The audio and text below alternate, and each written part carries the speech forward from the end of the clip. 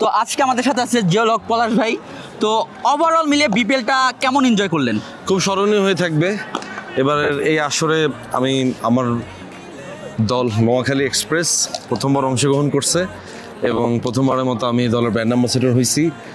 সব কিছু মিলে সিলেটে খেলা দেখছি, ঢাকায় খেলা দেখছি, অনেক স্মৃতি আছে। আলহামদুলিল্লাহ যতটুকু হয়েছে ততটুকুর জন্য শুকর, ইনশাল্লাহ বেটার লাক নেক্সট টাইম। যদিও নোয়াখালী এক্সপ্রেস প্রথমবার বিপিএলে জয়েন করার পর আশানুরূপ ফল পায় নাই, তারপরেও ব্যক্তিগতভাবে আপনি কিভাবে ক্রিকেটার বা আপনার টিমকে ইন্সপায়ার করতে চান নেক্সট সিজনে?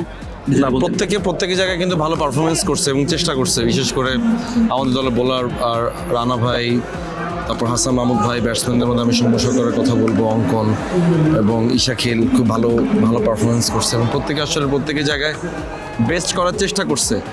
এখন যেটা জমে আছে সেটা হয়তো বা আগামী সিরিজের জন্য বা আগামী আসরের জন্য তারা হয়তো বা এর থেকে বেটার পারফরমেন্স দিবে। ইসাকিল নিয়ে একটা কথা বলতে চাই, সেটা হচ্ছে প্রথমের দিকে ইসালকে কিন্তু বেস্ট ইলেভেনে নামানো হয় নাই। হ্যাঁ। ওই আফসোসটা কি সবসময় থেকে যাবে?